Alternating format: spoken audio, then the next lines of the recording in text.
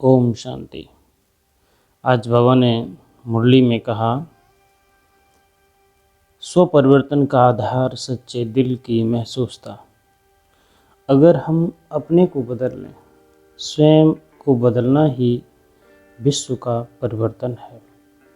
अगर एक एक आदमी अपने को ये चाहने लगे, ये कहने लगे कि मैं बदलूँगा, और जैसे जैसे बदलेगा वैसे वैसे विश्व का परिवर्तन शुरू हो जाएगा।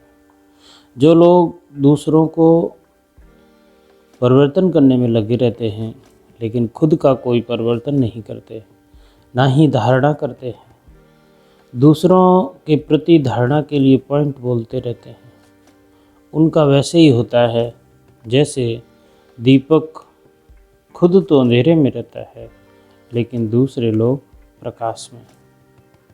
जैसे एक गुरु की कहानी याद आती है कि एक गुरु गीता पढ़ते थे तो दूसरा सुनता था, लेकिन वो कुछ भी नहीं समझता था क्योंकि पढ़ा लिखा नहीं था, और इतना रोया करता था सुन करके। तो उससे बाद में गुरु पूछते थे कि क्यों आके तुम रोते हो? तो वो यही कहता था कि मैं जो आप पढ़ रहे हैं मैं साक्षात देख रहा हूँ कि कुरुक्षेत्र के मैदान में भगवान कृष्ण अर्जुन को संदेश दे रहे हैं, गीता सुना रहे हैं। तो गुरु इस बात को कभी महसूस नहीं किए, लेकिन शिष्य ने किया। वैसे ही बाबा ने आज कहा कि बच्चे, अगर स्व का परिवर्तन किया तो विश्व का परिवर्तन होगा, नहीं तो वैसे ही हो जाएंगे जैसे दीपक है और जैसे गुरु है। बाबा कहते हैं कि आज विश्व परिवर्तक, विश्व कल्याणकारी बाप दादा अपने स्नेही सहयोगी विश्व परिवर्तक बच्चों को देख रहे हैं। बाबा हमेशा यही कहते हैं मुरलियों में कि बच्चे, तुम सर्वशक्तिवान हो, तुम विश्व को बदल सकते हो। बस करना ये है कि अपने में धारणा लानी है। पहले अपने को बदलना होगा, उसके बाद विश्व परिवर्तन स्वतः हो जाएगा। हर एक स्व परिवर्तन द्वारा विश्व परिवर्तन की सेवा में लगे हुए हैं। सभी के मन में एक ही उमंग उत्साह है कि इस विश्व को परिवर्तन करना।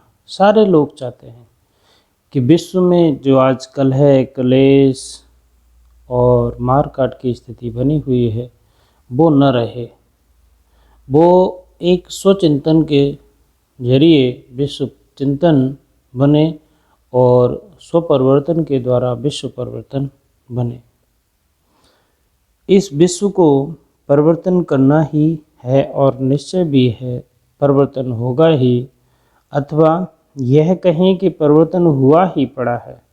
सिर्फ निमित्त बाप दादा के सहयोगी बन वर्तमान और भविष्य श्रेष्ठ बना रहे हैं।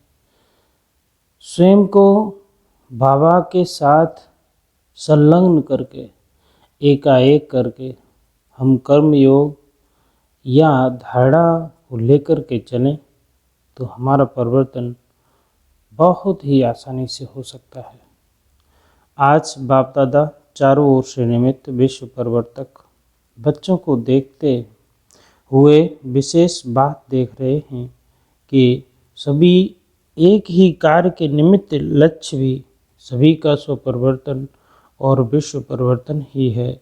लेकिन स्वपरिवर्तन व विश्व परिवर्तन में निमित्त होते हुए भी नंबरवार क्यों है? नंबरवार हम इसीलिए हो जाते हैं क्योंकि हम कोई धारणा ज़्यादा कर लेता है, कोई धारणा कम कर पाता है और कोई बिल्कुल नहीं कर पाता, तो नंबरवार तो हो ही गए। इसीलिए हमें नंबर 1 में रहना है तो स्व के प्रति मेहनत करनी होगी, और वो कठोर मेहनत नहीं है, बस याद करना है बैठ करके, बाबा को कर्म योग में साथ रखना है। और इससे अच्छा कौन सा उपाय होगा परमात्मा को याद करने का। बाबा कहते हैं कोई बच्चे स्वपरिवर्तन बहुत सहज और शीघ्र कर लेते हैं और कोई अभी अभी परिवर्तन का संकल्प करेंगे, लेकिन स्वयं के संस्कार व माया और प्रकृति द्वारा आने वाली परिस्थितियां व ब्राह्मण परिवार द्वारा चुकतू होने वाले हिसाब किताब श्रेष्ठ परिवर्तन के उमंग को कमज़ोर कर देते हैं। ये सही बात है कि रास्ते में माया बहुत आती है।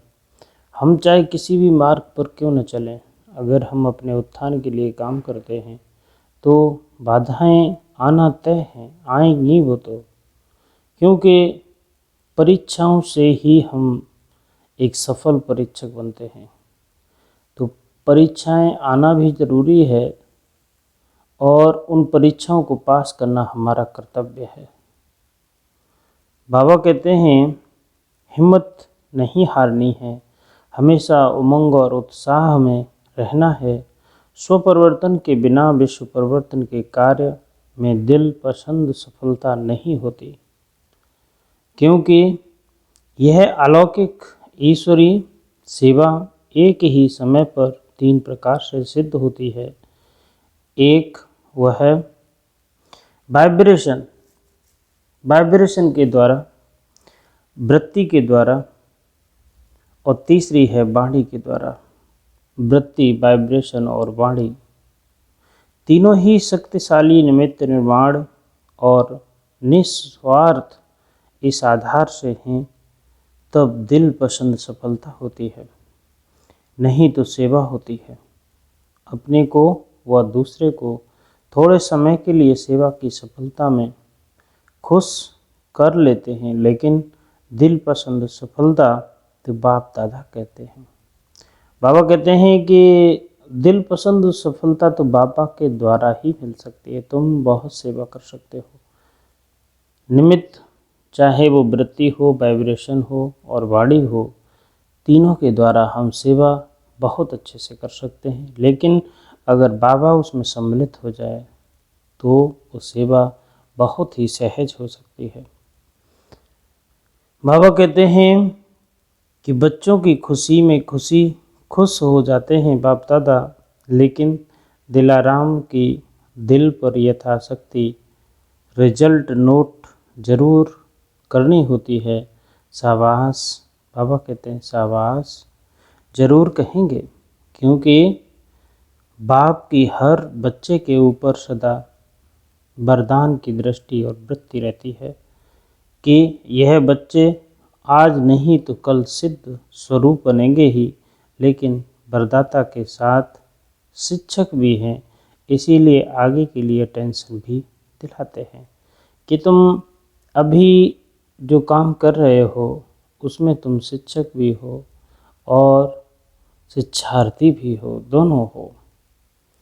आज बाप दादा विश्व परिवर्तन के कार्य की विश्व परिवर्तक बच्चों की रिजल्ट को देख रहे थे। वृद्धि हो रही है, आवाज़ चारों ओर फैल रही है, प्रत्यक्षता का पर्दा खुलने का भी आरंभ हो गया है। चारों ओर की आत्माओं में अभी इच्छा उत्पन्न हो रही है कि नज़दीक जाकर देखें। सुनी सुनाई बातें अभी देखने के परिवर्तन में बदल रही हैं। यह सब परिवर्तन हो रहा है। आज देखो, बाबा के बल ही तो है कि ब्रह्मा कुमारी संस्था, बाबा का ज्ञान, बाबा की नॉलेज इतना फैल रहा है। क्यों? ये संस्था ही विश्व में एक ऐसी संस्था है जहाँ पर इतनी तादाद में बहनें हैं और वो आजीवन ब्रह्मचरी हैं, और ब्रह्मचरी की शक्ति अथाह होती है। क्यों नहीं आखिर आगे बढ़ेंगे? बाबा कहते हैं कि अगर मेजॉरिटी इस विधि से सिद्धि को प्राप्त करे तो बहुत जल्दी सर्व ब्राह्मण सिद्ध स्वरूप में प्रत्यक्ष हो जाएंगे। बाप दादा देख रहे हैं कि दिल पसंद, लोक पसंद, बाप पसंद सफलता का आधार स्वपरिवर्तन की अभी कमी है। स्वपरिवर्तन की कमी क्यों है? उसका मूल आधार एक विशेष शक्ति की कमी है। वह विशेष शक्ति है महसूसता की शक्ति। कोई भी परिवर्तन का सहज आधार महसूसता शक्ति है। जब तक महसूसता शक्ति नहीं होगी तब तक अनुभूति नहीं होगी, और जब अनुभूति नहीं तब तक ब्राह्मण जीवन की विशेषता का फाउंडेशन मजबूत नहीं होगा। आदि से अपने ब्राह्मण जीवन को सामने लाओ। बाबा कहते हैं जैसे किसी के पास अमृत का घड़ा क्यों न रखा हो, लेकिन अगर अमृत का घड़ा को वो महसूस नहीं करता, कभी बस कचरे की तरह पड़ा है, जब इस तरह से होगा तो पता नहीं चलेगा कि हमारे पास क्या है। वही बाबा कहते हैं बच्चे तुम्हें याद करने की ज़रूरत है कि तुम्हारे पास क्या क्या है, और तुम बस याद करोगे तो तुम वैसे ही बहुत जल्दी ही शक्ति को अनुभव करोगे। और हम यही उसी तरह हैं जैसे कि हम भूखे बैठे हों और हमारे घर में रोटी भी रखी हो, सब कुछ हो। वही बाबा कहते हैं बच्चे तुम्हें भी याद करना है कि तुम देवी देवता धर्म के ही हो, तुम ही देवता थे। पहला परिवर्तन मैं आत्मा हूँ, बाप मेरा है, यह परिवर्तन किस आधार से हुआ? जब महसूस करते हो कि हाँ मैं आत्मा हूँ, यही मेरा बाप है, तो महसूसता का अनुभव कराती है, तब ही परिवर्तन होता है। जब तक महसूस नहीं करते तब तक धारणा की गति से चलते हैं, और जिस घड़ी महसूसता की शक्ति अनुभव होती है तो तीव्र पुरुषार्थी बन जाते हैं। ऐसे भी जो परिवर्तन की विशेष बातें हैं, चाहे रचयिता के बारे में चाहे रचना के बारे में, जब तक हर बात को महसूस नहीं करते, हाँ यह वही समय है, यही योग है, मैं भी वही श्रेष्ठ आत्मा हूँ, तब तक उमंग उत्साह की चाल नहीं रहती। कोई भी वायुमंडल के प्रभाव से थोड़े समय के लिए परिवर्तन होगा, लेकिन सदाकाल का नहीं होगा। महसूसता की शक्ति सदाकाल का सहज परिवर्तन कर देगी। महसूस किया और परिवर्तन हुआ। इसी प्रकार स्व परिवर्तन में भी जब तक महसूसता की शक्ति नहीं है तब तक सदाकाल का श्रेष्ठ परिवर्तन नहीं हो सकता। इसमें विशेष दो बातों को महसूस करना है, एक अपनी कमजोरी को, दूसरा जो परिस्थिति व व्यक्ति निमित्त बनते हैं। बाबा कहते हैं कि आपने अगर महसूस करना शुरू कर दिया तो आप स्वतः परिवर्तन हो जाएंगे। जो है तुम्हारे पास, हमारे पास जो भी खजाना है उसे महसूस करना। अगर महसूस नहीं किया तो हम वैसे ही रहेंगे, खाली के खाली महसूस करेंगे। वरदान है कि सेवा की स्टेज पर समाने की शक्ति द्वारा सफलता मूर्त बनने वाले मास्टर सागर भव, जब सेवा की स्टेज पर आते हो तो अपने अनेक प्रकार की बातें सामने आती हैं। उन बातों को स्वयं में संभालो तो सफलता मूर्त बन जाएंगे। समाना अर्थात संकल्प रूप में भी किसी व्यक्ति, बातों और भाव का आंशिक रूप से समाया हुआ न हो। अकल्याणकारी बोल कल्याण की भावना में ऐसे बदल दो जैसे अकल्याण का बोल था ही नहीं। अवगुण को गुण में, निंदा को स्तुति में बदल कर तब कहेंगे मास्टर सागर। स्लोगन है विस्तार को न देख, सार को देखने, वह स्वयं को समाने वाले ही तीव्र पुरुषार्थी हो। ओम शांति।